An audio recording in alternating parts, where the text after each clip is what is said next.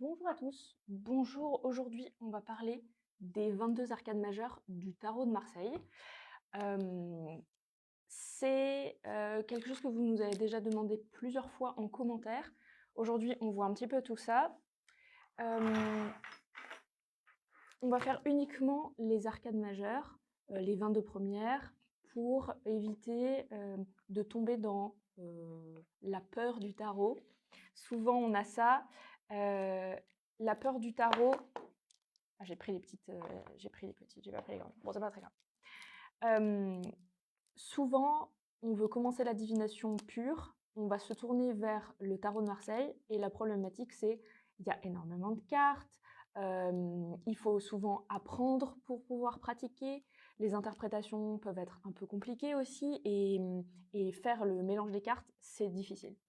Souvent, soit on vient d'une tradition qui nous permet d'être plus à l'aise avec le tarot, soit, on se lance tout seul et on a l'impression que ça fait beaucoup trop et c'est compliqué.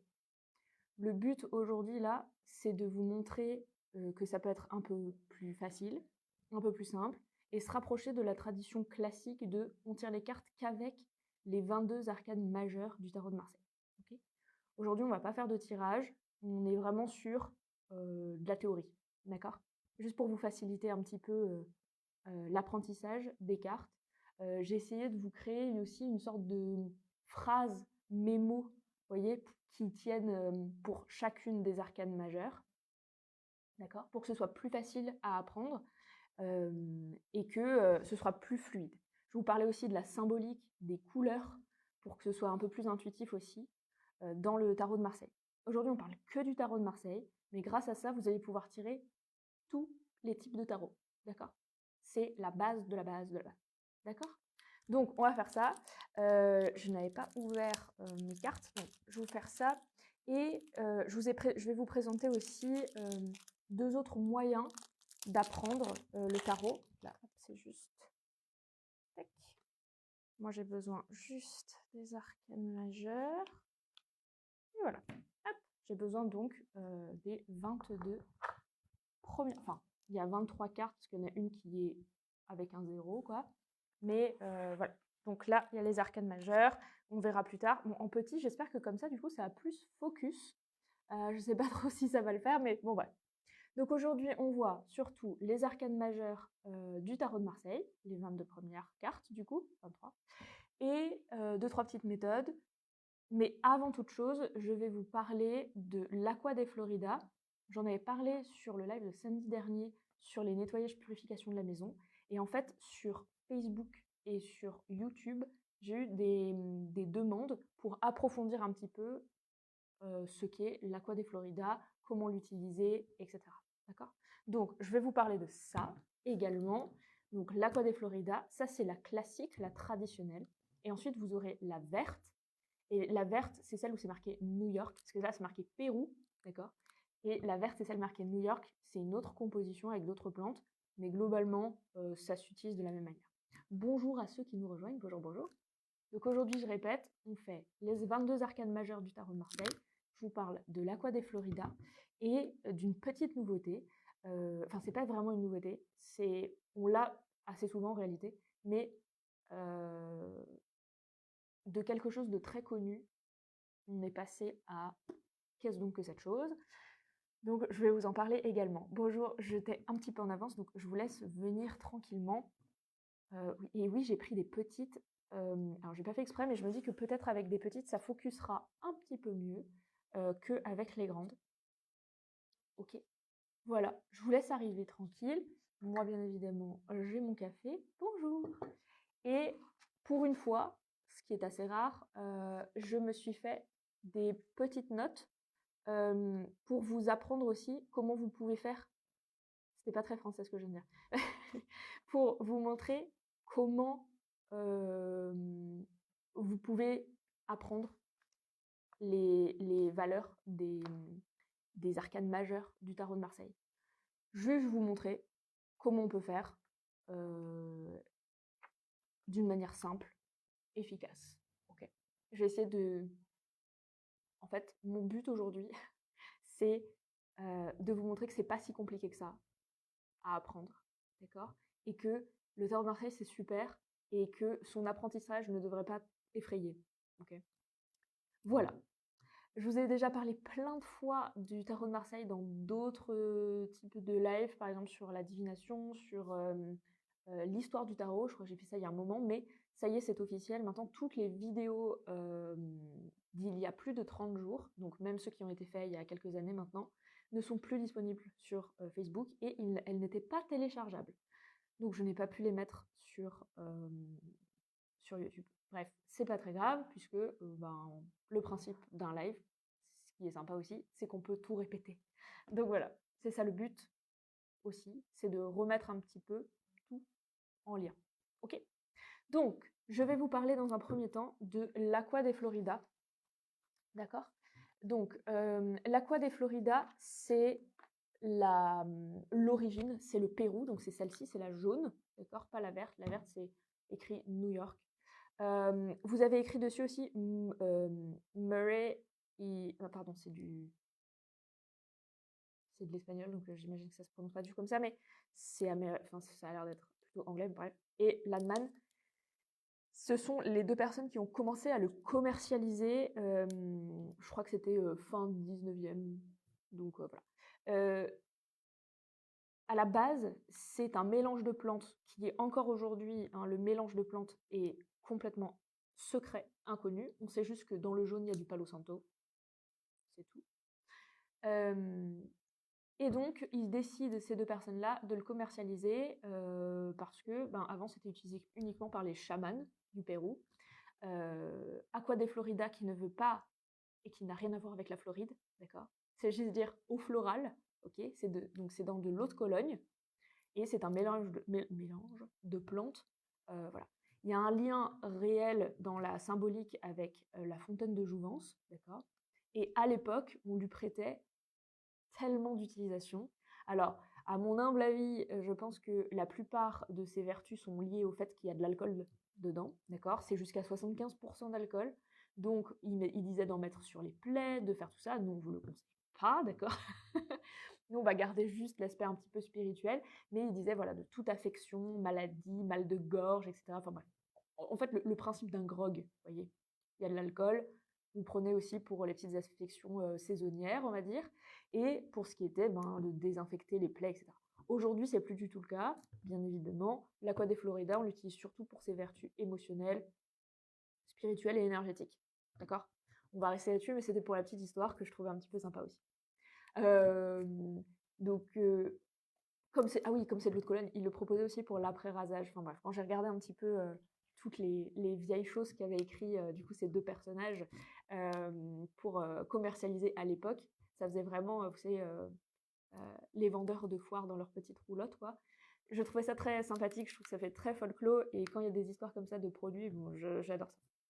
Enfin bref, aujourd'hui on parle plus d'une vingtaine d'applications spirituelles, émotionnelles et énergétiques, et je vais vous en parler de plusieurs. La dernière fois, je vous avais parlé du fait que c'était en hommage, en offrande, en purification, etc. Et puis on m'a demandé d'aller un peu plus loin dans les descriptions.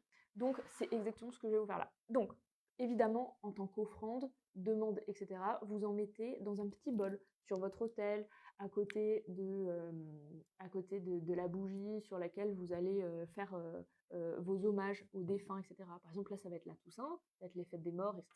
Vous pourrez très bien en donner, d'accord? Bien évidemment, je rappelle que c'est de l'alcool, d'accord? Donc, attention, pas de trucs trop proches de flammes. Il faudrait pas mettre le feu. D'accord? Donc voilà. Ensuite, c'est super pour le travail des racines, tout ce qui est transgénérationnel, etc. Ça, c'est super. Vous pouvez très bien en appliquer quand vous faites ce travail-là au niveau du chakra racine, sous les pieds également, et au niveau du plexus et du cœur. Voilà. Ensuite, j'ai tout noté parce qu'il y a beaucoup d'applications et je suis certaine que je vais en rater. Donc, je vous fais la liste. Alors, c'était utilisé par donc des chamans. Chaman, je le répète, hein, je le rappelle, c'est le chaman, c'est un l'équivalent de nous des médiums, d'accord? Dans la symbolique, en fait, de faire le lien entre 2 mondes, 2 espaces, 2 dimensions, d'accord? Donc il va être en lien avec les esprits et cetera, la nature, tout ça. Mais chaman, c'est aussi un statut, communautaire, d'accord? Donc, vous voyez, dans les cultures où il y a un chaman, le chaman, il a un vrai statut, d'accord? Souvent, c'est pas son unique job, mais c'est un statut, d'accord? C'est un dignitaire, il est là, il est présent pour plusieurs raisons. Donc, par le chaman, mais aussi par tout ce qui va en hériter, d'accord? Donc, tout ce qui est néopaganisme, Wicca, tous les types de magie en lien avec la nature, la guérison, l'esprit, le spirituel, et cetera. Donc, un petit peu de tout, OK? Donc, quelle que soit votre culture, votre croyance et votre tradition, l'Aqua de Florida, c'est un mélange de plantes qui s'adapte absolument à tout. Donc, ensuite, quand vous demandez conseil, guidance, quand vous voulez recevoir un signe que vos prières soient entendues, pareil, vous le mettez dans un petit bol d'en face de vous pendant que vous faites vos mantras, vos prières, vos demandes. C'est aussi à mettre, j'ai vu ça, enfin, j'ai pu lire dessus concernant les offrandes pour soi-même. C'est-à-dire quand on a du mal à faire quelque chose, quand on veut atteindre un certain niveau, un certain, vous voyez, un certain mode d'adaptation, tout ça. Dans ce cas-là, on va faire une offrande à soi-même. Dans le même temps, ça peut être une purification personnelle. Je vous en ai parlé la dernière fois. C'est aussi un signe de protection. Vous faites une croix carrée sur le vêtement. Voilà, ça tâche pas, hein, c'est pas le souci. Voilà. Ensuite, en guérison personnelle, et surtout en fait, alors ça c'était super intéressant, du coup c'est un rituel que vous pouvez faire pour s'accepter de nouveau quand vous avez du mal avec votre propre image, vous avez du mal à accepter vos propres capacités, ou que vous êtes en doute personnel, vous n'arrivez pas à avancer, il y a un blocage face à vous-même, vous n'arrivez pas à vous regarder dans le miroir par exemple. Il préconise, ces chamans, de nettoyer votre miroir avec. C'est-à-dire qu'au lieu de faire l'encadrement du miroir, on en parlera un peu plus tout à l'heure pour faire le nettoyage du passage, là on va nettoyer notre propre image, très symbolique, hein, ou avec ceci, donc vous allez nettoyer votre miroir quand vous êtes en face avec ça. Donc, je trouvais ça super intéressant. Je pense qu'avec une bonne concentration, il y a plein de choses qui peuvent passer et débloquer. Je pense que ça peut être très émotionnel aussi comme manière de faire. D'un point de vue énergétique, vous pouvez, si vous êtes thérapeute ou si vous pratiquez même pour chez vous, vous passez dans les mains et au niveau des poignets pour un nettoyage énergétique. Entre chaque client, par exemple, ou dès que vous avez terminé un soin, ou dès que vous vous sentez un peu poreux énergétiquement. D'accord ? Ensuite, pour le nettoyage, quel qu'il soit, énergétique. Les sols, je vous en avais parlé, un petit bouchon dans bref, le produit pour laver les sols, quoi. Pareil pour les fenêtres, les miroirs, ça c'est absolument génial. Et aussi, concernant vos autels, vous pouvez en asperger un petit peu avant, et vos minéraux. Alors, attention pour les minéraux, je vous rappelle que certains minéraux ne sont pas du tout maîtres avec aucune humidité, pas d'eau, pas de tout ça. Donc, si votre pierre est complètement opaque, pas transparente, et qu'elle ne présente pas d'aspérité, vous pouvez. Donc, tous les jaspes, ça c'est bon, par exemple. Mais tous les cristaux, vous pouvez. Donc, cristal de roche, améthyste, etc. En revanche, tout ce qui est poreux, labradorite, sélénite, et tout ce qui est métallique, par exemple, d'accord, vous n'allez pas utiliser d'humidité. Donc, ça, c'était une parenthèse. Surtout, si vous avez un doute, ne le faites pas. Voilà, c'est tout.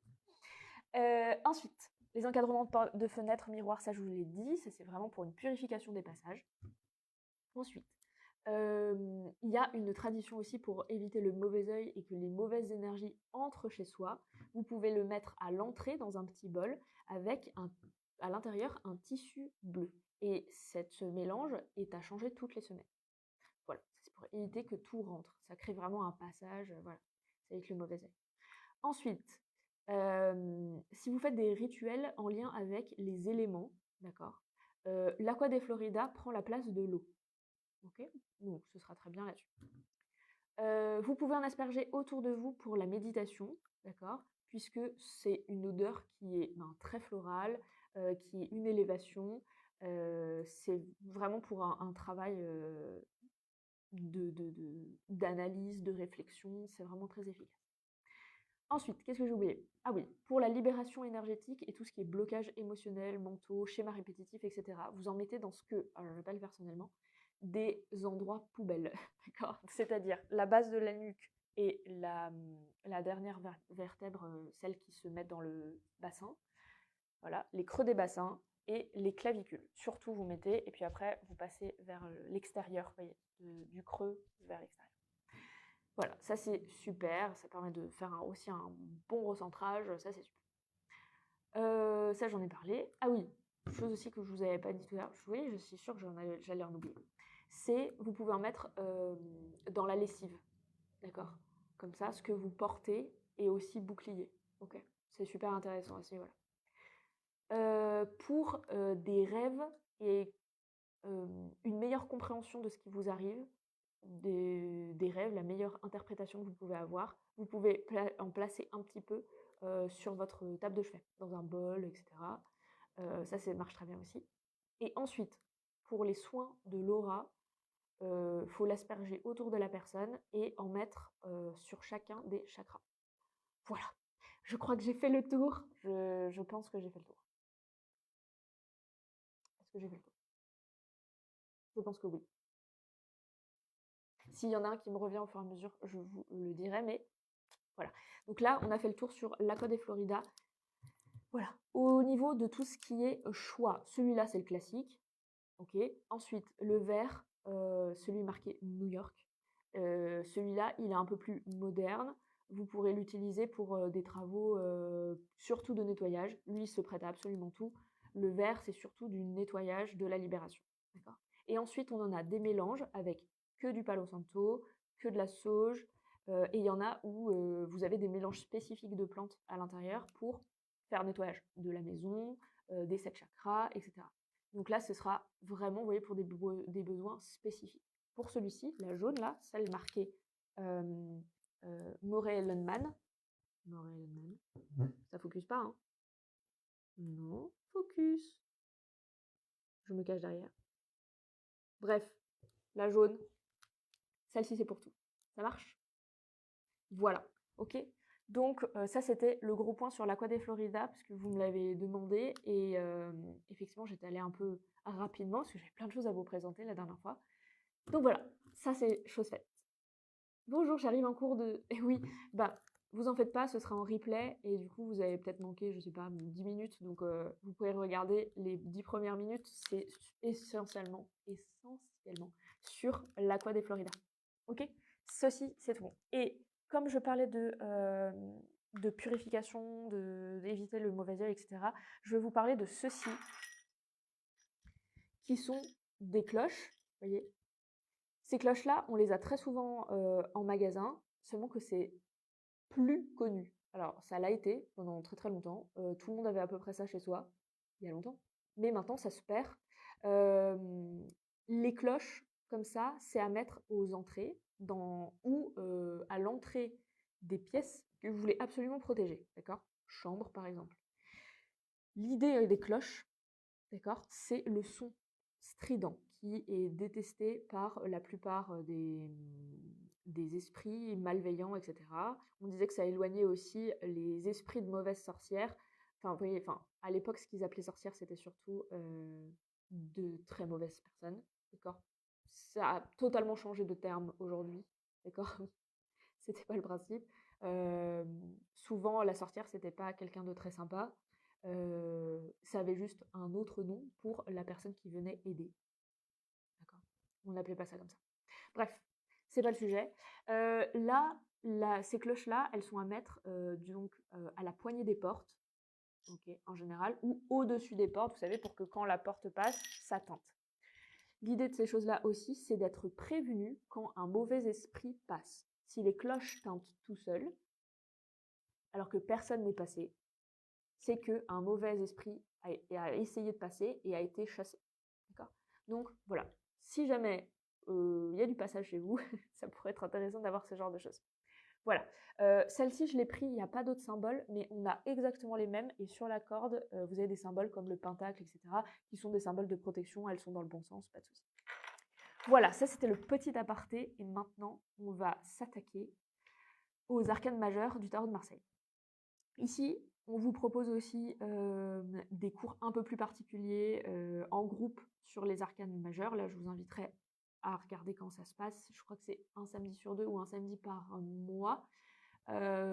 C'est Nicole Racine qui s'en occupe et elle fait ça, donc c'est vraiment une formation, d'accord? C'est un peu plus long que ce que je vais vous dire. Moi, mon but aujourd'hui, c'est de désacraliser un petit peu le tarot de Marseille, de se dire que ça peut être facile aussi.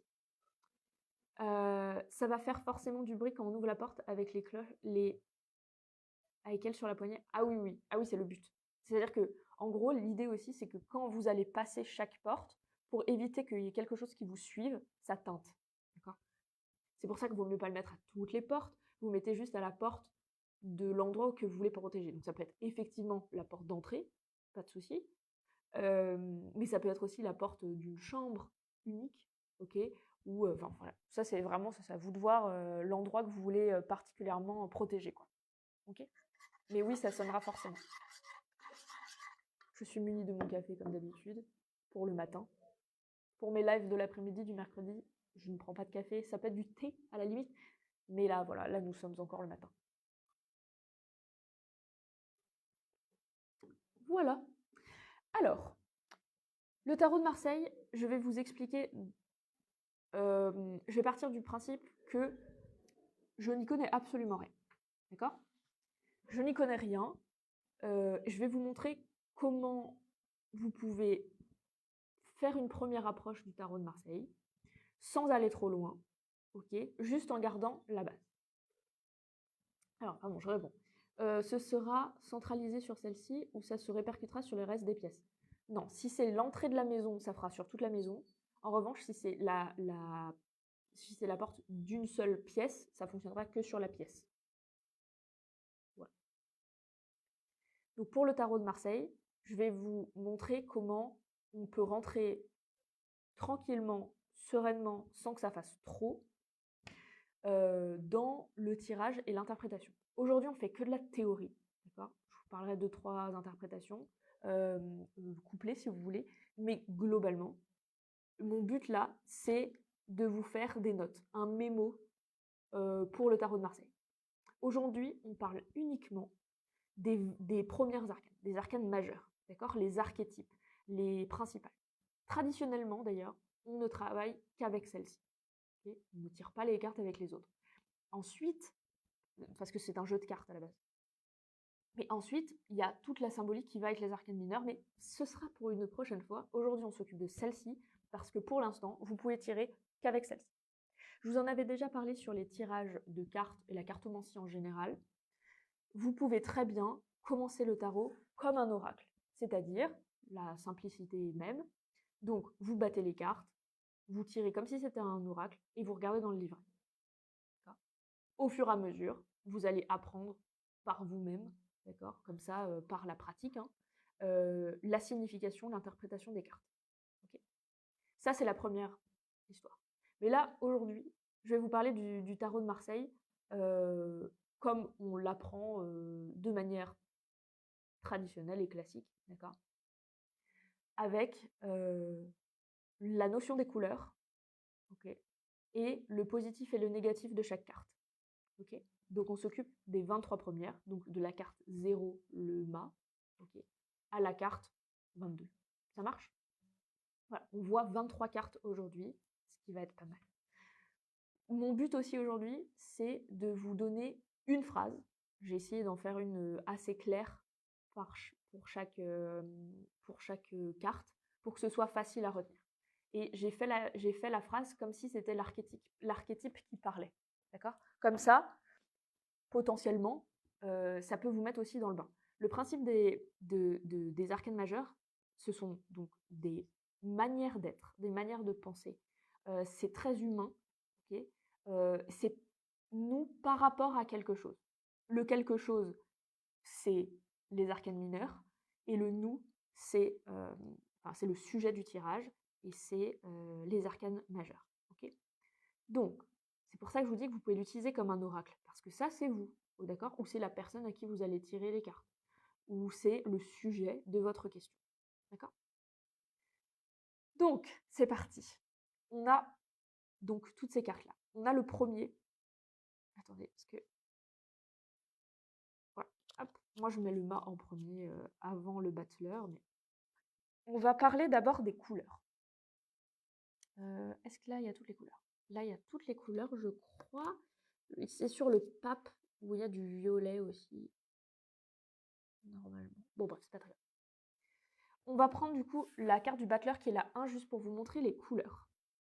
Donc on a, bon, bah, c'est pas parce que c'est plus petit que ça focus mieux. Bref, tant pis. Je suis désolée, bon bref.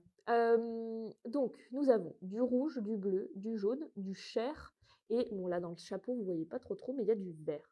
Dans certaines cartes, il y a aussi du orange et du violet, mais traditionnellement, ce sont juste ces couleurs-là, d'accord?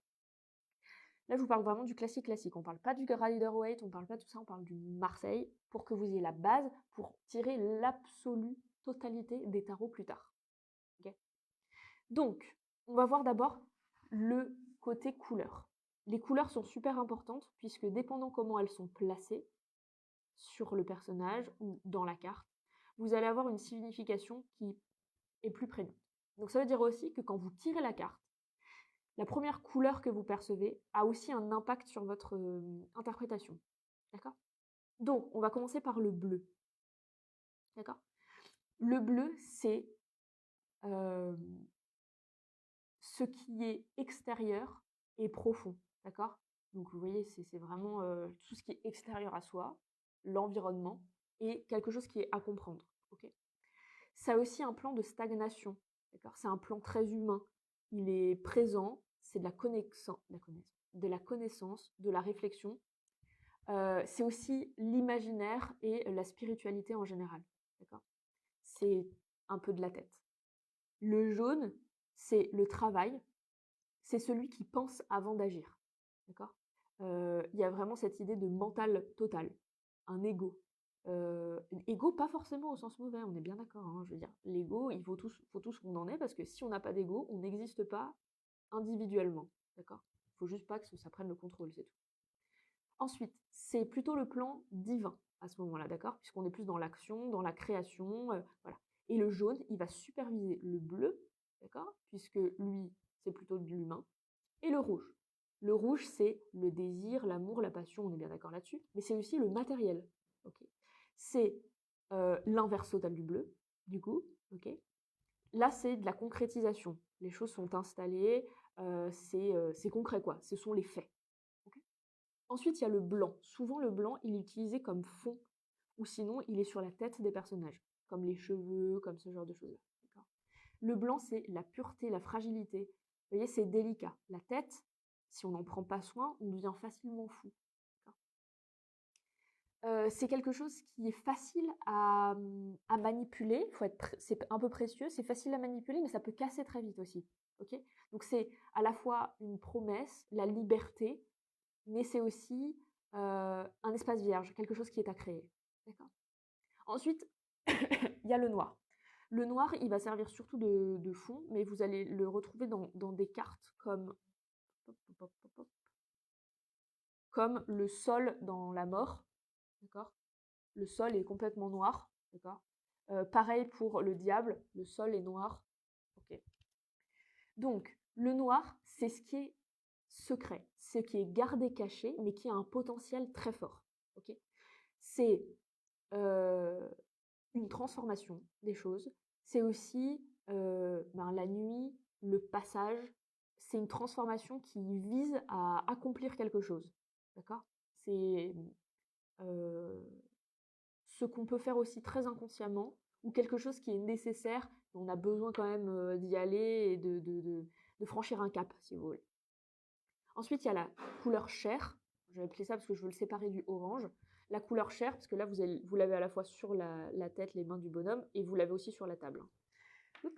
La chair, c'est l'essence, l'essence, enfin, vous voyez, le fondement des choses. Okay. c'est le plan humain complet. Là, on est vraiment genre le physique, donc ça peut être aussi la santé, etc. Mais c'est aussi la vulnérabilité, se mettre à nu, vous voyez, c'est l'expérience pratique. Okay, là, c'est se mettre en action soi-même. Voilà. D'où le fait que la table, elle est faite par l'homme, d'accord. Voilà. Donc il y a quelque chose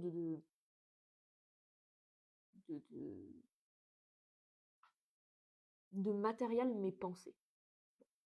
Ensuite, il y a des couleurs spécifiques. Donc, comme je vous ai dit, il y a le vert. Le vert, bon, c'est assez logique, hein, c'est la nature et tout ce qui va s'y prêter. D'accord. Donc, c'est l'existence, la force tranquille, quoi. C'est là. C'est une présence. D'accord. La régénération, tout ce que vous voulez. Mais c'est aussi souvent l'espoir. Ok. Voilà. Ensuite, le orange, il peut se retrouver parfois dans certaines cartes, mais c'est assez rare. Souvent, le orange, on va le placer entre le jaune et le rouge. Donc, c'est une histoire de relationnel, de rapport entre deux choses. D'accord. Souvent, du coup, entre le divin et le totalement matériel. Okay, sans passer par le bleu. Okay. Et ensuite, dernier lieu, il y a le violet, qui est souvent représenté pour le pape. D'accord. Mais ça uniquement sur des cartes un peu plus récentes, d'une certaine manière. Et le violet, c'est la maîtrise de soi. C'est la personne qui a été initiée à quelque chose, d'accord. Et donc, c'est tout ce qui est très magique, d'accord. C'est activer les choses par volonté, d'accord. Voilà, ça c'était pour les couleurs. Donc, bien sûr, là, je vous ai fait plein de mots-clés par couleur, mais il faut que vous ayez une idée globalement, d'accord. Donc, le bleu, c'est le divin, la connaissance. Le jaune, c'est l'action. Vous voyez, c'est l'action, c'est l'ego, le changement. Le rouge, c'est le désir, la concrétisation, les faits, d'accord, c'est les choses posées. Le blanc, c'est fragile, ok, mais c'est un espace vierge à créer. Le noir, c'est à la fois la transformation, l'acceptation et ce qui est encore caché, mais qui est plein de potentiel. La chair, c'est l'humain, c'est la vulnérabilité, l'expérience. Et après, il y a le spécial. Le vert, c'est la nature, d'accord, et l'espoir. Le orange, c'est le lien entre le jaune et le rouge, donc c'est le relationnel. Et le violet, c'est surtout le pape, d'accord, qui va le porter. C'est surtout le pape qui va le porter. J'ai perdu une carte. J'ai perdu le 1. Bon, bref.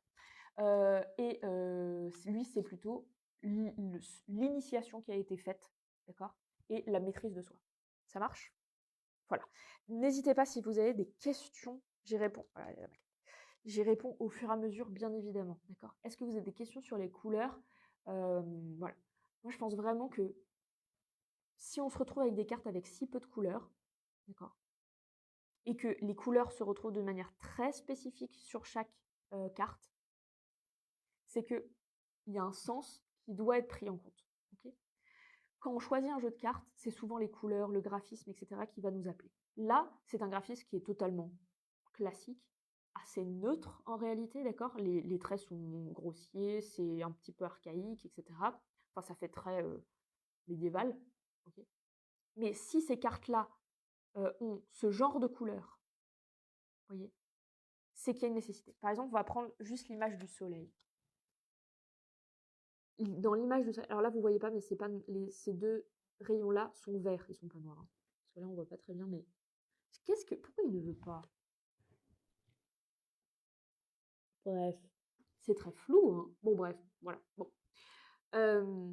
Donc, vous voyez par exemple le soleil, ok, on va en parler un petit peu après, hein, bien sûr, mais le soleil avec toute sa symbolique, s'il a ses couleurs spécifiques dans ses rayons, c'est qu'on va parler de tout ça. Donc par exemple, vous voyez, on a du rouge, donc c'est un fait, c'est le plan matériel, donc il va y avoir l'aspect matériel qui va être travaillé, ce sont les faits, c'est concret. Il va y avoir du bleu, donc le soleil, il va agir aussi sur la réflexion, la connaissance, le plan sur l'extérieur, en fait, l'environnement de ce dont on parle. Il y a du jaune, d'accord? Donc c'est de l'action, c'est de la création, ok? Ça supervise un petit peu le tout. Vous avez du blanc aussi, donc c'est fragile, c'est délicat, mais c'est aussi tellement un espace de création. Et vous avez du vert, parce que c'est naturel, parce que c'est une force, parce que c'est de l'existence. Ok. Vous voyez, il y a tout ce sens-là qui est très nécessaire pour comprendre la carte.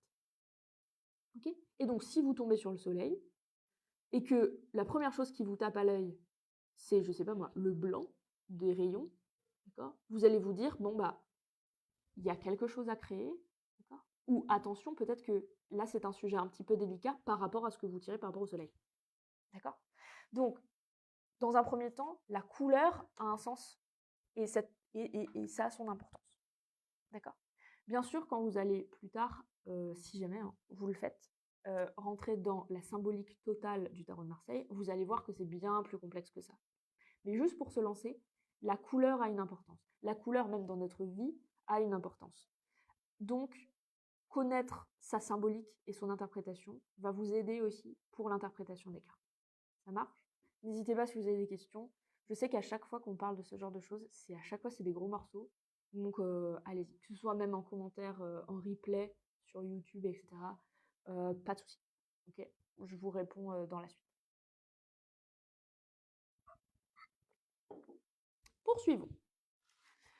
Alors, on va commencer par la base. Ouais.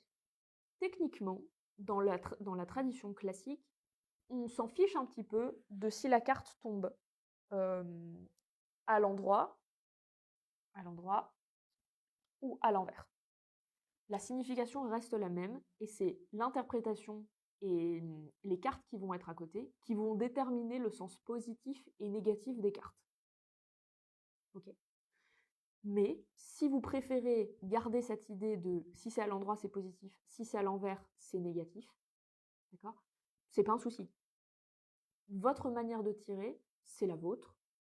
Si c'est plus facile pour vous de penser comme ça, aucun souci. Donc, je vais vous parler pour chaque carte du point positif et du point négatif. Puis, je vais vous parler aussi de la phrase que j'ai inventée pour définir un petit peu ce que fait la carte. Du coup, moi, je le présente comme ceci. Ça, c'est mon petit carnet de notes pour absolument tout. Celui-là est un petit peu ancien, c'est un vieux carnet vous voyez, des trucs qu'on avait dans les magazines gratuits, là. Okay. Enfin, je veux dire, les carnets vierges. Et donc, par carte, je note. Donc là, c'est pour l'impératrice. Je note ma phrase. Et après, je fais le positif, le négatif. Okay. Je crée mon propre mémo, si vous voulez. Okay. Donc celui-là est un petit peu ancien. Voilà. Mais il est toujours aussi efficace. Enfin bref. Je l'ai retrouvé il y a pas longtemps, donc voilà. Les seules choses que j'ai rajoutées, du coup, c'est la phrase là dont je vous parle, puisque je me suis dit que ça pourrait être plus pratique pour vous. Donc, on va commencer par le mât, qui peut aussi s'appeler le fou, d'accord? C'est la carte qui n'a pas de chiffre, c'est la carte 0, qui va être, dépendant les traditions, soit placée avant le 0, soit placée à la fin des 22. Donc c'est celle-ci là, donc je le décris, il a un baluchon sur l'épaule. Il a, vous savez, les chapeaux à grelots, les bonnets à grelots, là, comme on a tendance à imaginer les fous au Moyen-Âge. Ensuite, il a un chien qui est venu déchirer son pantalon et il a la fesse à l'air. Et il a un bâton, il marche. Voilà. D'accord? Donc, le fou, il prend des risques avec détachement. D'accord? C'est en ça qu'il est fou. D'accord? Il y va parce qu'il sait qu'en se détachant des conventions, il parviendra à faire des choses que ceux qui gardent les conventions n'arriveront pas. Donc il paraît fou de l'extérieur, mais il ne l'est pas forcément. C'est un retour à la liberté. C'est aussi se comprendre et une acceptation totale de son propre potentiel. D'accord? Donc vous êtes fou pour les autres, mais si ça fonctionne, c'est eux qui se mordent les doigts. D'accord? C'est un départ. C'est un saut dans l'inconnu, mais par volonté. Dans le sens négatif, d'accord? C'est pas forcément l'inverse. C'est un manque de sécurité qui vous empêche de faire ça, qui vous empêche d'y aller. D'accord? C'est la folie qui sauve. La folie qui sauve, c'est les personnes qui se sentent super mal et qui font de l'humour pour pouvoir dédramatiser. D'accord? C'est la folie qui sauve. Ça peut être également un manque de raison. C'est agir de manière illogique. d'accord? Mais pensez que ça peut l'être. Et tout ça, en fait, ça mène à de l'imprudence qui mène donc à un rejet, ok? Un rejet de soi en général, on nous rejette de quelque chose, ok? Donc, lui, il fait les choses, même au cas où, au pire, c'est de l'expérience. C'est en ça qu'il est fou. Ça marche? Comment est-ce qu'elles peuvent se retrouver à l'envers devant Vanessa? Alors, quand vous battez les cartes, voyez, quand elles sautent, ou quand vous battez juste les cartes en général, il y en a qui peuvent se retourner.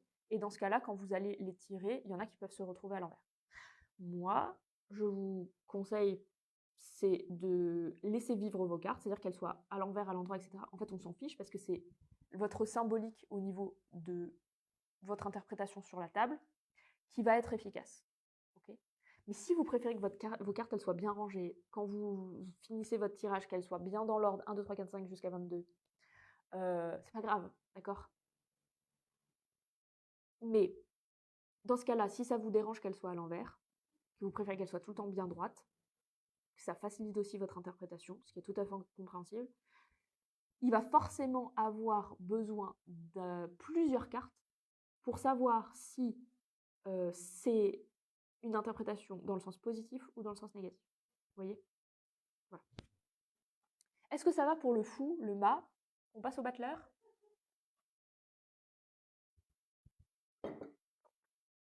Le battleur. Comme c'est flou, je vous le décris encore une fois. Le battleur, il est sur un bureau, il a un grand chapeau, l'intérieur est vert, d'accord?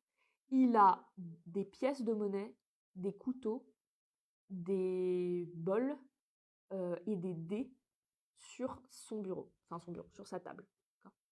Des dés à jouer, vous savez. Voilà. Le battleur, il a énormément de potentiel, mais il est naïf. D'accord? Ça, c'est la phrase. Il a beaucoup de potentiel, mais il est super naïf. Okay, donc, c'est le début de quelque chose. Okay, c'est la confiance en l'avenir, c'est s'activer, se mettre, vous voyez, c'est se mettre en action, c'est avoir des ambitions, exploiter ses propres talents, surtout par plaisir. D'accord? C'est vraiment avoir du plaisir à faire les choses et votre ambition qui vous porte. Donc, dans le sens positif aussi des choses. Le battleur, alors aujourd'hui, on va penser un petit peu à Paris, au bateau, etc., avec un battleur. En revanche, le battleur à l'époque, là, cette époque-là, le battleur, c'est surtout quelqu'un qui use de ses charmes pour pouvoir arriver à ses fins. C'est pour ça qu'il a des dés, c'est pour ça qu'il a ce genre de choses. C'est parce qu'il va essayer de tromper. Okay, donc, je répète, c'est surtout utiliser ses charmes et ses talents pour arriver à son propre but. Okay, donc, c'est souvent quelqu'un qui se met en action tout seul pour lui-même. Il apporte aussi une touche de magie. Vous voyez, ça a l'air facile pour lui. Okay, seulement que il y a réflexion derrière. Lui, pour le coup, il n'est pas fou. Ok, il est plutôt très intelligent. Dans la face inverse, donc en négatif, le battleur, il doit faire face à ses propres illusions pour ne plus y croire. D'accord? Il peut croire à ses propres mensonges, ou croire aux mensonges tout court. C'est aussi jouer un rôle, porter un masque. Ok? Voilà. Donc si vous tirez ça, par exemple, à l'envers, quand vous parlez de votre relationnel avec quelqu'un, dépendant avec quoi vous tirez, ça va être soit vous qui jouez un rôle et ça marche pas, soit c'est la personne qui est fausse. Ensuite, c'est être spectateur de sa propre vie. Vous laissez trop faire en fait. Au lieu d'utiliser ce que vous savez faire, c'est l'inverse. Vous êtes spectateur. Vous ne faites rien. Ok? Ou sinon, ça peut être face à des manœuvres trompeuses. Donc, le battleur, il a beaucoup de potentiel. Vous voyez, il sait faire beaucoup de choses. Mais s'il reste dans ses illusions, vous voyez, s'il reste dans sa naïveté, il n'en fait rien. Il a des ambitions, mais ça ne se concrétise jamais. Ok pour le battleur? Vous avez des questions? On y revient, hein, pas de souci. Je vais vite parce que du coup, on en a 23 à faire. Mais surtout, n'hésitez pas. Ensuite, nous avons la papesse. La papesse, la papesse, elle a une coiffe avec des fleurs vertes et rouges. Elle a un linge derrière, comme ça, comme un rideau, couleur chair. Et elle a un livre sur les genoux. Elle est assise sur, on ne sait pas trop quoi, mais ça a l'air du coup d'être un trône. Voilà. Elle est habillée de bleu, de rouge et de jaune. Elle, sa phrase, c'est « Je garde les secrets, mais je m'y enferme ». Okay. En positif, c'est le savoir intérieur, okay, la connaissance de soi. Ça peut être aussi l'intuition. C'est très secret, vous voyez. C'est un temps de pause, un temps de réflexion qui est nécessaire pour recevoir les secrets, pour comprendre ce qui se passe. Okay. La papesse, elle ne se précipite pas, elle réfléchit. C'est avoir les clés, mais ne pas encore percevoir la porte. D'accord? Ou sinon, l'inverse, c'est savoir comment traverser, mais ne pas avoir les clés. D'accord? Le secret est là, mais on n'en a pas encore pris conscience. Donc, et en sens inverse, c'est la confusion, la tromperie. Vous voyez? C'est l'inverse. Le secret qu'on cache, mais mal. D'accord? Ensuite, c'est se confronter à soi-même, mais de manière très difficile. C'est les gens qui ont du mal à travailler sur eux. C'est aussi la mauvaise connaissance des choses. Penser savoir quelque chose, mais en fait pas du tout. D'accord? On se trompe. Voilà. Ensuite, c'est avoir des difficultés à s'exprimer et mentir. C'est un mensonge. C'est-à-dire qu'au lieu d'un secret, au lieu que ce soit caché, c'est un mensonge. Donc, elle garde les secrets, mais souvent elle s'y enferme. Il faut absolument que la papesse, elle trouve la solution, le mystère, pour pouvoir avancer. Ça marche pour la papesse? Ok. Maintenant, l'impératrice. L'impératrice, elle est aussi sur un trône, ok, mais elle porte un bouclier. Alors, j'ai fait de l'héraldique il y a fort longtemps en histoire de l'art. Je ne sais pas du tout comment on le décrit, mais voilà. Donc, elle a un bouclier voilà, avec un aigle jaune dessus, et elle a un sceptre avec une croix et une sphère, donc le monde. Elle a une couronne aussi. Sa couronne à elle n'est pas fleurie, hein, c'est juste une couronne. Alors, l'impératrice, sa phrase c'est je suis création, mais je contrôle. D'accord? C'est une maman sévère. D'accord? Elle sait tout. D'accord? C'est une maman sévère. Je ne l'ai pas noté, mais je pense que c'est pas mal de lire comme ça. Elle sait tout. Elle sait faire. Elle est très ouverte, d'accord, aux choses. Mais elle est parfois dans l'excès. Donc je vous explique. En positif, c'est la fertilité, c'est la création, l'abondance, elle laisse venir vachement. C'est l'épanouissement, c'est une phase de croissance, d'accord. C'est nourrir l'équilibre. Au sens inverse, c'est un contrôle excessif. C'est je le crée, maintenant j'en suis garant, ça ne peut plus bouger, d'accord. Donc ça peut être aussi de l'arrogance et des paroles vides, d'accord, parler pour rien dire. C'est aussi de l'impulsivité, parler trop vite. Voilà. Oui, et mal du coup. Pas réfléchir avant de penser. Une maman sévère. Pas très maternelle. C'est un peu celle qui dit j'ai fait des enfants pour faire le ménage. Vous voyez? C'est ce genre de choses-là. Ok. Ensuite, nous passons donc à l'empereur. L'empereur, qui est flou également. L'empereur, il a le même sceptre que l'impératrice, donc le bâton avec la boule et la croix au-dessus. Lui, il a le collier des rois, vous voyez, avec la médaille. Il a les jambes croisées sur son trône et lui aussi, il a un bouclier avec un aigle. L'empereur, sa phrase, c'est « Je bâtis, je protège, je structure, mais je suis rigide et autoritaire. » D'accord? Lui, c'est pas le papa de la famille. On pourrait faire le jeu des 7 familles avec ça, bref. L'empereur, c'est plutôt le grand-père qui pense qu'il est gardien de sa famille. D'accord? C'est lui qui a bâti sa famille, qui les a portés, qui les a fait sortir de la pauvreté, qui a travaillé, qui s'est sali les mains, qui s'est pété le dos. D'accord? Et maintenant qu'il a tout ça, il y a une personne qui lui fait un pas de travers. Il le recadre vraiment fort et il est intransigeant. D'accord? Pense un petit peu à ça. Donc, en positif, l'empereur, c'est donc l'autorité, la loi, le pouvoir, vous voyez. C'est les choses qui font que ça file droit, le correct, d'accord? C'est le contrôle juste, c'est l'ordre des choses, d'accord? C'est pour que tout fonctionne à peu près de manière cohérente. C'est la rigueur, c'est poser ses limites, d'accord? Et ne pas avoir peur des contraintes pour parvenir à quelque chose. D'un point de vue négatif, ça va être la rigidité, les choses trop autoritaires, qui nous paraissent un peu, vous voyez, bon, ça sert à rien de monter sur ces gros chevaux, quoi.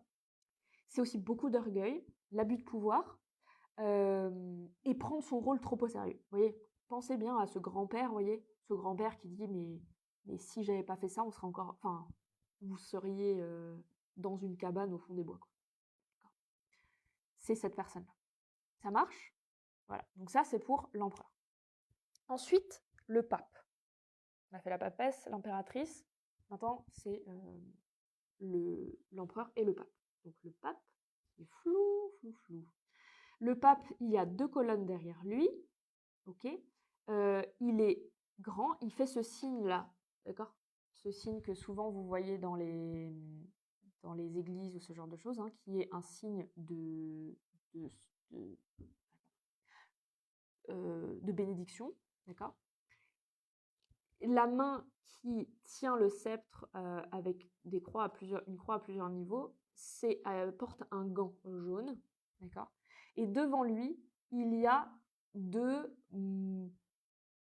personnes, enfin très probablement plusieurs en général, donc ce sont des personnes ici, là, d'accord, qui demandent. Donc il y en a un qui fait comme ça, donc qui lève les bras vers lui, et l'autre qui a les mains vers le bas.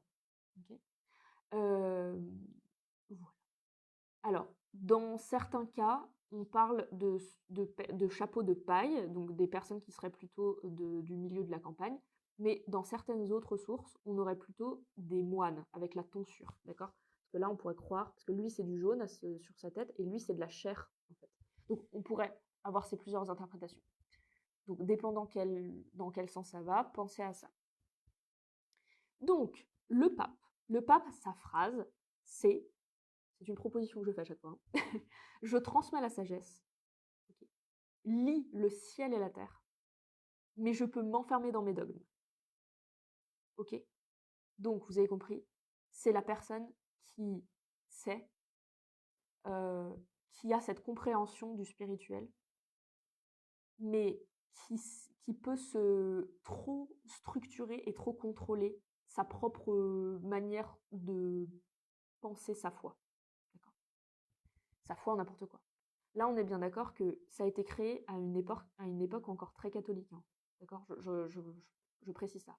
Même si vous n'êtes pas catholique, vous pouvez très bien suivre ça, mais là, on va parler de la foi en général, d'accord? Le fait de croire en un espoir, okay? En quelque chose d'autre, de plus fort que nous. Okay? Que vous appelez ça l'univers, je ne sais pas quoi, c'est le même principe. Okay? Donc, c'est ça. En positif, le pape, c'est donc la tradition qui cadre. Okay? C'est la spiritualité et aussi toute la communauté qu'il y a autour. D'accord? Donc, toutes les personnes qui pensent de la même manière. C'est le conseil, le guide. C'est aussi le fait de suivre quelqu'un, de suivre un mentor. D'accord? Donc, dépendant avec quelle carte vous tombez, si vous parlez de quelqu'un, okay, vous tombez sur le pape, oui, c'est quelqu'un qu'il faut suivre. Et dépendant la carte qui a tombé à côté, vous allez voir si c'est des fausses croyances que vous suivez ou si c'est vraiment quelqu'un qui va vous porter. Okay? Et en négatif, c'est l'inverse, c'est l'hypocrisie. Okay? C'est le dogmatisme. Okay? Et ensuite, c'est le fait d'imposer sa morale aux autres. Okay? Et l'aveuglement spirituel. D'accord? C'est oui, mais c'est ça, point barre, il n'y a rien d'autre qui existe autour. Tous ceux qui ne pensent pas comme moi, ils ont tort. Ça peut être le pape à l'envers. Ok? Voilà. Ensuite, les amoureux. Ok. Les amoureux, donc, nous avons 3 personnages, une femme et 2 hommes, un Cupidon en haut avec son arc et ses flèches, ses petites ailes, un soleil avec tous les rayons comme ça. C'est pas un soleil en fait, techniquement, mais l'amoureux, sa phrase c'est je ressens, j'aime, je parle et choisis par le cœur, mais mes hésitations me font du tort et je me perds dans mes désirs. Donc en positif, c'est qu'il y a un choix à faire. D'accord? Il y a un vrai choix.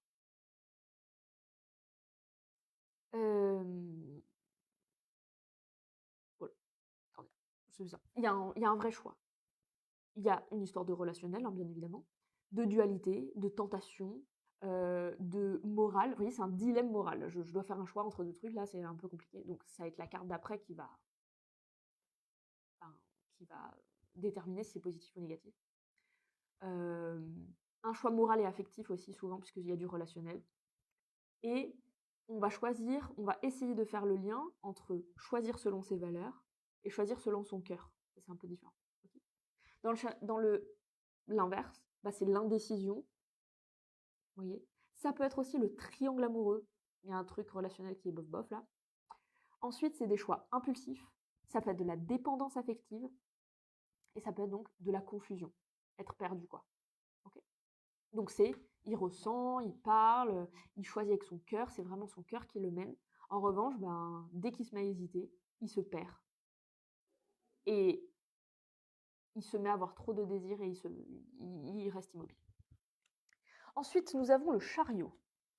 Hop. Donc c'est une sorte de diligence, voilà, avec un portique, des rideaux, etc. Quelqu'un qui a un sceptre également, couronné, et puis il a une sorte de cuirasse.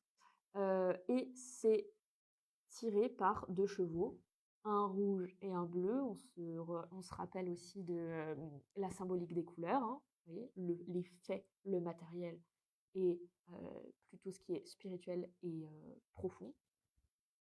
Voilà. Le chariot, c'est je fonce, je réussis, je tiens mon destin dans mes mains. Mais si je n'écoute pas, je vais trop vite et je casse. Le chariot, c'est la carte de un peu de ça passe ou ça casse. Ok? Donc pareil, c'est la carte d'après qui va déterminer en général si ça passe ou si ça casse. En positif, c'est la victoire. Ok? C'est le mouvement, la maîtrise. C'est, vous voyez, quand on fait du vélo, quand on pédale, on ne tombe pas. D'accord? C'est le mouvement qui nous fait avancer. Okay? Si on s'arrête, on casse. D'accord? On tombe. C'est le succès après l'effort. Okay? C'est avancer malgré les obstacles, c'est avoir confiance là-dedans. D'un point de vue négatif, c'est les ambitions qui sont trop lourdes à porter. D'accord? C'est tellement lourd que ben, si on ne délègue pas, ben, on n'y arrive pas. Comment dire? C'est avancer sans but. C'est une fuite en avant, quoi, en gros. Mais ça peut être aussi des accidents de parcours.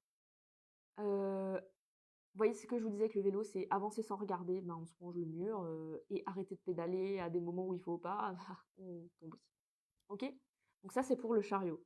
Je fonce, je réussis, je tiens mon destin, mais si je m'arrête 3 secondes, et pas pour la bonne raison, je tombe et je casse.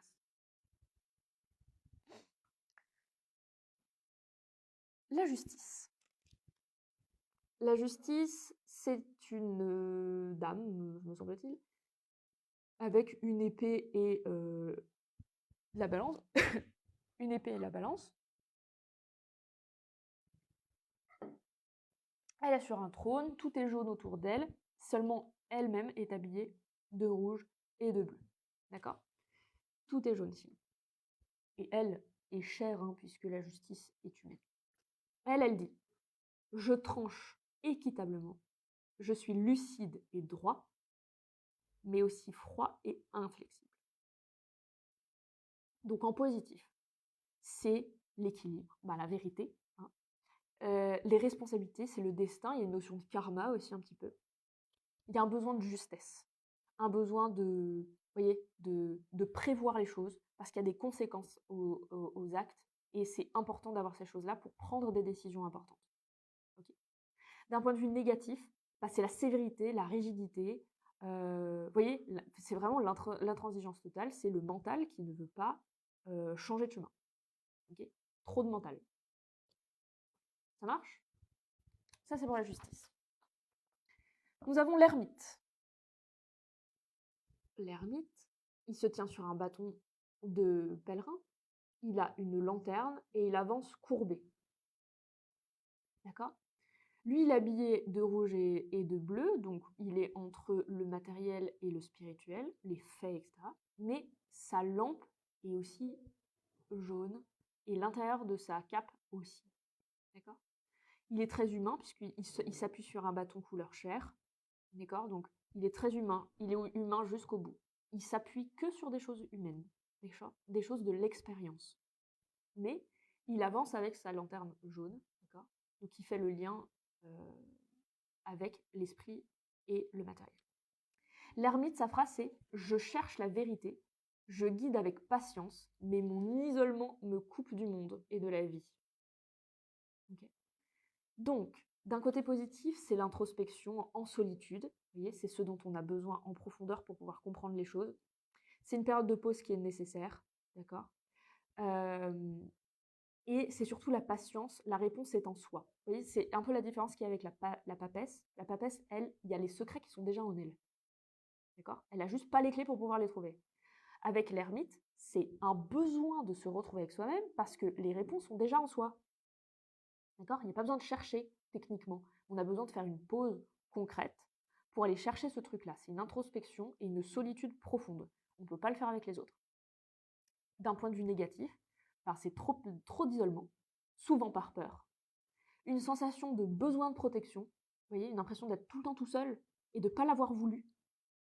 Et ensuite, c'est de la lenteur et se trouver des excuses tout le temps. Genre, ah oui, mais c'est pour ça, et ne jamais plus rien faire avec. Ok? Donc ça, c'est l'ermite. Maintenant, nous avons la roue de la fortune. La roue, c'est ça. Donc c'est la roue, comme ça, pouf. Et nous avons, je crois que c'est un chien. Un chien avec une épée en haut. Nous avons un singe la tête en bas et un lièvre la tête en haut. Ils sont attachés à cette roue en fait, d'accord. Et le sol est couleur chair, d'accord. Et après on va voir vraiment ce lien entre tout. C'est quelque chose qui tourne avec une manivelle, donc c'est quelque chose qui a à actionner. La phrase c'est: je suis changement, surprise, mouvement.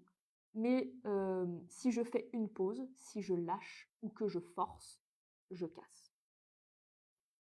Okay. Donc on a un lien un peu, vous voyez, avec le chariot. Le chariot, ça passe ou ça casse. Okay. Mais c'est une question un peu de décision. Okay. La roue de la fortune, c'est vraiment des imprévus. Okay. C'est faire face aux imprévus et être en adaptation totale. Mais c'est aussi éviter de forcer. Donc en positif, c'est le changement, les cycles, les imprévus, comme je vous disais. Ce sont les périodes de transition. Souvent, c'est un peu long. C'est aussi la chance. Okay, donc si vous l'avez avec l'étoile, par exemple, c'est clairement de la chance. C'est aussi les retournements de situation, et donc tout ce qui fait qu'on doit s'adapter aux choses assez rapidement pour pouvoir être confortable. Au sens inverse, c'est l'instabilité. C'est les schémas répétitifs, le manque de contrôle, c'est être en roue libre. D'accord? C'est je laisse faire de toute façon, hein, voilà. Seulement qu'à être au petit bonheur la chance, ça reste très très instable et on comprend plus rien, donc on se fait faire des schémas répétitifs. Okay, donc ça, c'est la roue de la fortune. Ensuite, nous avons la force. La force, c'est cette dame-là qui est en train de tenir en respect, comment pourrait dire ça, je ne sais pas, selon les... Alors, c'est censé être un lion, d'accord? Là, on dirait un peu un chien avec beaucoup de poils, mais c'est censé être un lion dans la symbolique, d'accord? C'est une dame bien habillée, petit corset, cape rouge et joli chapeau, d'accord? Elle est bien, la dame, et elle ouvre la gueule d'un lion. Ok? La force, sa phrase c'est: je dompte sans violence. Vous voyez, elle est, voilà. Je dompte sans violence. J'avance avec courage et douceur, mais je peux être trop présente, contrôlante et en excès d'ego. D'accord? Abus de pouvoir, quoi. Donc en positif, c'est le courage, la détermination, c'est la maîtrise de soi. Vous voyez, c'est la force des choses, la force, l'action un peu naturelle, pas besoin de c'est la force qui force pas, quoi. D'accord? C'est, l'action, l'être simplement. Dans l'inverse, ben, c'est l'inverse, du coup, c'est le contrôle forcé, la brutalité, l'obstination. C'est aussi alors ça peut être le refoulement des émotions un peu complexes, par exemple, la colère, vous voyez, c'est rouge, quoi, OK? Ça peut être aussi une guerre intérieure. C'est: «Je comprends pas et ça m'énerve, du coup je force les choses et ça marche pas». D'accord? Vaut mieux être une force tranquille. Voilà. Ensuite, nous avons le pendu, ma carte préférée. Le pendu. Il est pendu par le pied, tranquillement, les bras dans le dos, comme si, malade de santé le gars, quoi. OK? Comme vous pouvez le constater, il s'est noué sûrement tout seul, d'accord? Parce que oui, c'est un endroit fait pour, voilà. Tac. Le pendu, sa phrase c'est: «Je vois autrement les choses de la vie, j'accepte, je lâche prise», mais à m'immobiliser trop longtemps, heu je peux me confondre dans le sacrifice. Donc en positif, c'est le sacrifice personnel pour vraiment arriver à quelque chose. C'est se dire que malgré tout ce qui se passe, après ce sera forcément meilleur. D'accord? C'est se mettre en immobilité volontaire pour accepter les choses, pour agir pour demain. Elle fait référence, cette carte, entre autres, à la mythologie un peu plus nordique qui est à peu près la même époque, hein, finalement, parce que enfin, je veux dire, les textes euh, sont tardifs, hein, pour la mythologie nordique. Donc, voilà. Et Odin qui se pend à l'Yggdrasil et qui reçoit les runes. En fait, c'est un sacrifice personnel qu'il fait pour comprendre les choses. Et une fois qu'il a compris, il comprend que ce n'est pas ça qu'il cherchait et il en fait don.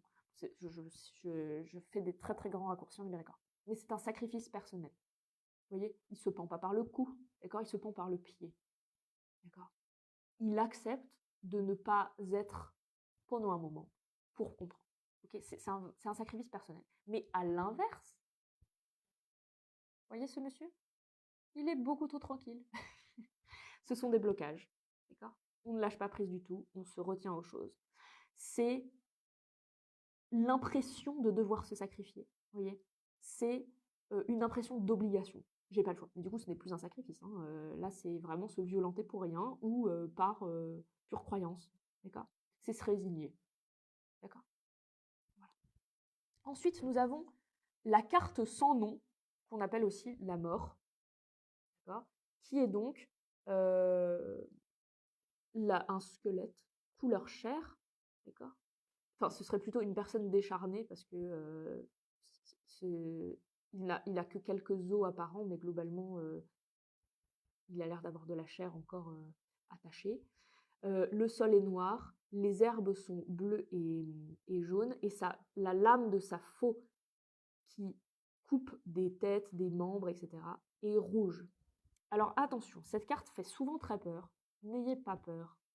Justement, je vous explique.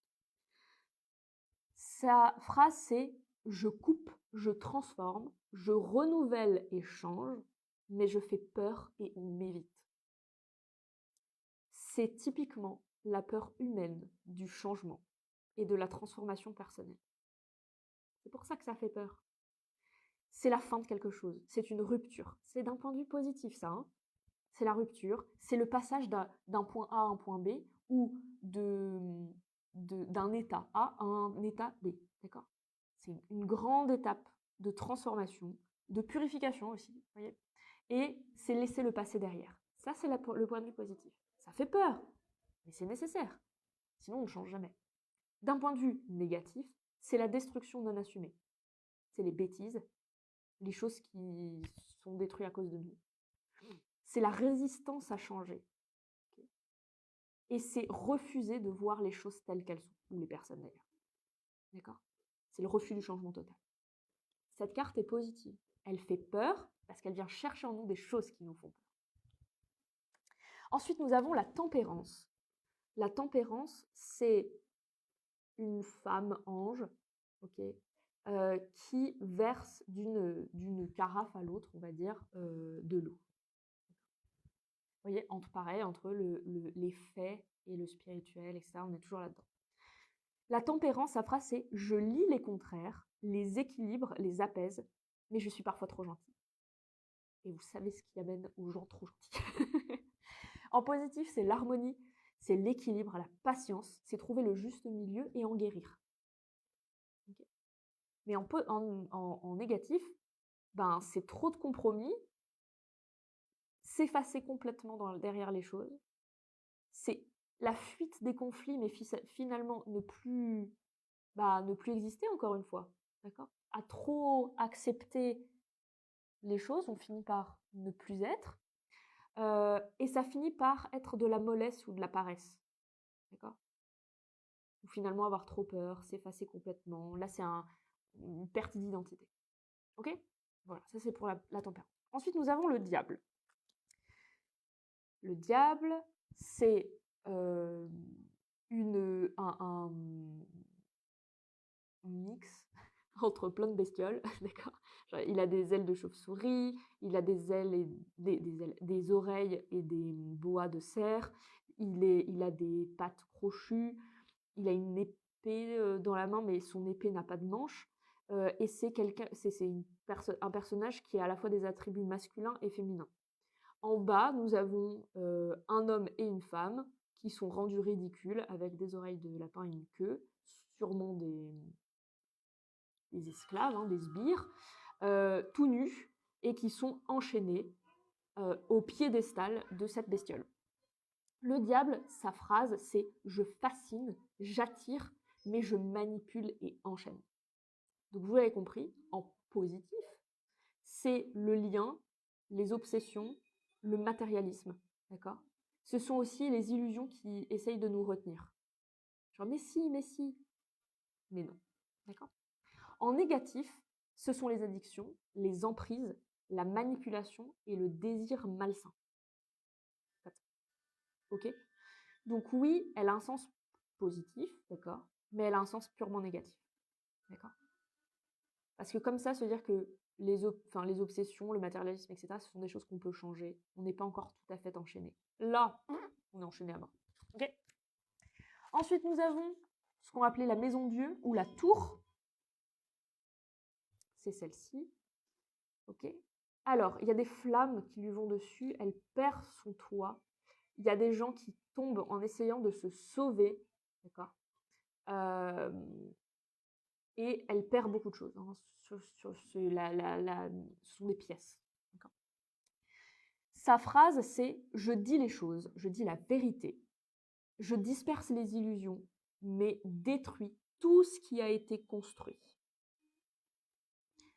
En positif, c'est une révélation qui est nécessaire. Ça choque, mais c'est nécessaire. D'accord ? C'est dire les choses telles qu'elles sont pour éviter les secrets. C'est nécessaire pour que la destruction soit volontaire. Vous voyez, c'est le principe de l'apocalypse. C'est détruire pour pouvoir renaître après. D'accord ? C'est, vous voyez, c'est une friche. D'accord ? Laisser ou brûler certaines choses pour qu'après, ça repousse de manière plus florissante. À l'inverse, c'est un choc brutal. D'accord ? Quelque chose auquel on ne s'est pas préparé, qui est difficile de s'adapter. C'est inattendu, c'est une crise intérieure, c'est très identitaire en général. Ou sinon, c'est mal vivre quelque chose. C'est « oulala, il y a un truc qui va se passer ». D'accord ?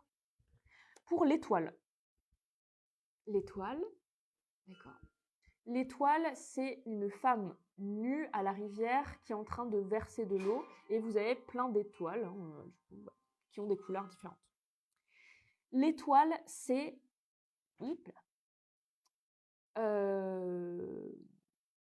j'inspire, j'éclaire, mais j'attends beaucoup après mes rêves. Vous voyez ? Ce qu'on dit souvent, c'est quand on fait on dit des fois qu'il faut faire un vœu à l'étoile du berger pour que ça se réalise et voilà. Seulement que quand on fait un vœu à l'étoile du berger, on demande une guidance. L'étoile du berger qui est Vénus, hein. On demande une guidance. On demande à être bien guidé pour pouvoir arriver à nos fins. Le truc, c'est que pour y arriver, il faut le faire soi-même. C'est pas Vénus ou l'étoile du berger, hein, qui va faire les choses. C'est un peu ça l'idée.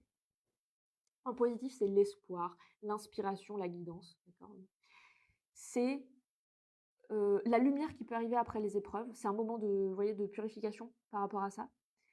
C'est un nouveau siffle, un nouveau siffle, un nouveau souffle. Je voulais dire deux choses à la fois, ça va. Un nouveau souffle, c'est une aide extérieure. Ok.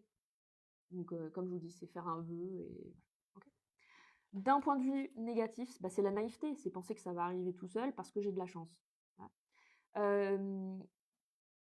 C'est laisser faire, en fait, c'est laisser tellement faire passer les choses.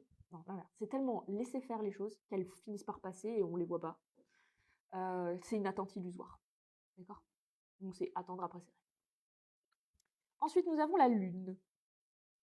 La lune qui éclaire. Et ce sont deux chiens, donc très probablement des loups, qui hurlent à la lune. Et là, dans l'eau, là, dans le lac, il y a une sorte d'écrevisse, donc c'est le cancer. La lune, parce que le cancer, c'est la planète, l'astre en lien.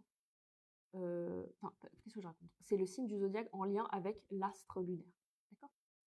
Donc, la lune, sa phrase, ce serait « Je suis mystère, émotion et part d'ombre, mais je peux aussi tromper ». En positif, c'est les émotions profondes. C'est ce qu'on a aussi en astrologie, du coup, pour la lune. C'est l'intuition, c'est les incertitudes, vous voyez, c'est les incertitudes qui nous donnent à voir qu'on a besoin de se concentrer sur les choses, d'être à l'écoute et très attentif pour pouvoir comprendre les choses. Si on reste que sur l'émotionnel, on se perd. D'accord. Il faut rajouter un peu de tête quand même. Okay. Voilà. C'est laisser faire son intuitif. Vous voyez, les loups, ils hurlent à la lune. C'est dans leur corps, dans leur sang. Ils savent qu'il faut le faire. D'accord. C'est ça. Mais ils ne comprennent pas pourquoi. Ils ne sont pas attentifs. C'est essayer de retrouver ça. Donc d'un point de vue négatif, ce sont les illusions, le mensonge, les choses qu'on fait parce qu'on ne sait pas trop pourquoi, ou qu'on fait par peur. D'accord.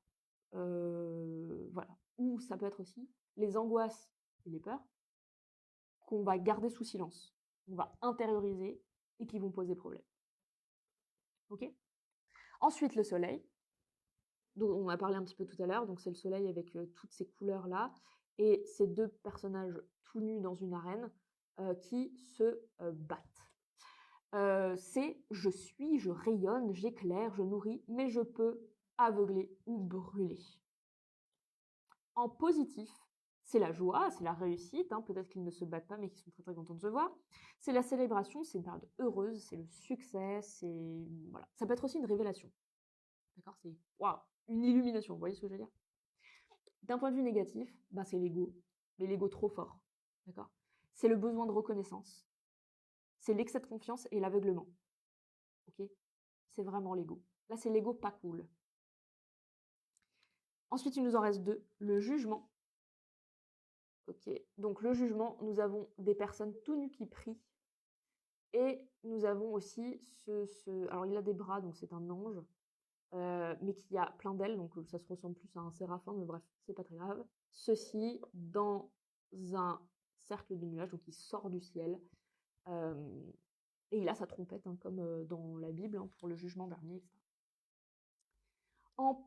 Sa phrase, ce serait « J'éveille les consciences, appelle à renaître, se relever, mais je peux vous forcer à aller trop loin, trop vite. » En positif, le jugement, c'est s'éveiller à quelque chose.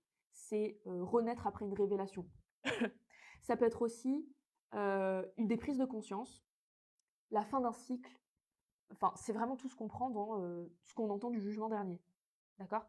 Ça peut être à la fois une leçon, ça peut être une punition, un moment d'attente pour une révélation, ou ça peut être une récompense. D'un point de vue négatif, c'est un jugement hâtif. D'accord? C'est prendre vous voyez, enfin, c'est juger sans motif apparent, quoi. C'est aussi le refus du passé. Si, mais attends, mais je comprends pas. Je comprends pas là. Pourquoi j'ai pas le droit à mon paradis? D'accord? Pourquoi je me retrouve là? Je comprends pas, genre, j'ai rien fait de mal. Voilà. C'est la culpabilité, l'inverse. Ok. Et la pression qui viendrait de l'extérieur. D'accord? C'est les autres qui nous jugent. Ok. Voilà. Et ensuite, le dernier, c'est le monde. Le monde, c'est ça. Alors, si on rentrait un peu plus dans le détail, on a les symboles des évangélistes qui sont restés, hein, donc l'homme, l'aigle, le lion et le taureau. D'accord? Et au centre, nous avons une femme, toute de chair vêtue, entourée en fait d'une couronne de laurier. Voilà. Le monde, sa phrase, c'est je suis harmonie, achèvement, mais le confort m'empêche d'être. Donc en positif, c'est bien l'accomplissement, c'est l'intégration, l'aboutissement, la finalité, c'est l'équilibre entre le physique et le spirituel, c'est la réussite globale. Mais dans l'autre sens, bah, c'est l'inverse, c'est la stagnation, c'est le confort qui enferme, c'est genre ah non, je suis bien, moi je ne bouge pas. C'est l'enfermement aussi dans une image, vous voyez, croire que c'est fini et que voilà, il n'y a plus rien à faire. Vous savez, c'est les personnes qui pensent tout savoir sur certaines choses, alors qu'il y a tellement d'autres plus à apprendre. C'est se plaire dans ses illusions et dans ses fausses croyances. Ou sinon, penser que ses croyances sont justes à jamais, au lieu de changer. Voilà, ça c'était toutes les arcades majeures. J'espère que ça vous aura aidé un petit peu sur le positif, le négatif, et surtout pour cette petite phrase qui pourrait résumer chaque carte. Okay, c'est pas si terrible que ça. Là, c'était peut-être un peu long, mais une fois que vous connaissez juste 2 mots par carte, ou en tout cas cette phrase, vous savez faire. Vous rajoutez juste la couleur, et vous avez l'intégralité de tout. Pour finir, je vais vous parler de ceci qui est le tarot mantique. Le tarot mantique, en fait, ça, ce sont des cartes complètes, et vous avez sur le côté la carte, et à côté, vous avez la symbolique. Pour apprendre à tirer les cartes, je trouve ça assez formidable. Donc, vous pouvez tirer les cartes classiques, enfin de manière classique, vous voyez, pour vous, mais ben, vous avez tout directement sur la carte, vous le cherchez dans le livre. Donc ça peut être super aussi. Donc c'est le tarot mantique. Pour juste débuter, c'est des super pense-bêtes. Okay. Ensuite, il y a celui-là aussi qui existe, c'est les anti-sèches du tarot. Les anti-sèches du tarot, ça va vous expliquer, c'est des cartes aussi. Et donc derrière chaque carte, vous avez des méthodes de tirage, vous avez les symboliques en positif et en négatif de chaque arcane, et des mémos, d'accord, des aides. Donc ça peut être super aussi, celui-là, c'est les pense-bêtes du tarot. Je vous le conseille également. Ensuite, je vous parlais de celui-là. Il en existe plein, mais pour ce qui est d'apprendre vraiment, je trouve pas qu'il y ait spécifiquement de livres appropriés qui parlent simplement des choses, mais ils sont super après pour rentrer dans le détail. Donc si un jour vous voulez du détail, on pourra vous en fournir sans aucun problème. Mais en attendant, je vous propose celui-là qui est 1001 tirages de tarot. Alors on en avait un aussi que je n'ai pas pris parce qu'on l'a vendu tout à l'heure, mais on n'en avait qu'un seul exemplaire en ce moment-là. C'est tous les, je me rappelle plus comment il s'appelle, c'est toutes les combinaisons du tarot de Marseille. Il est super. Il est super. Quoi que vous puissiez tirer, vous avez un doute, un quoi que ce soit, vous avez tout dedans. Il est formidable. Bref, il est en réassort, donc pas de souci. Enfin, en plus, si vous le regardez en replay, très probablement qu'on l'a déjà reçu. Celui-là, donc, 1000 tirages du tarot. Il est ouf. Et en fait, il y en a plusieurs hein, par page. Il y a du plus simple au plus complexe. Et à l'intérieur, vous savez, genre, carte 1, vous posez telle question, carte 2, vous posez telle question. Enfin, il est super si vous êtes un peu perdu dans les tirages, etc. Genre, vraiment celui-là, parfait.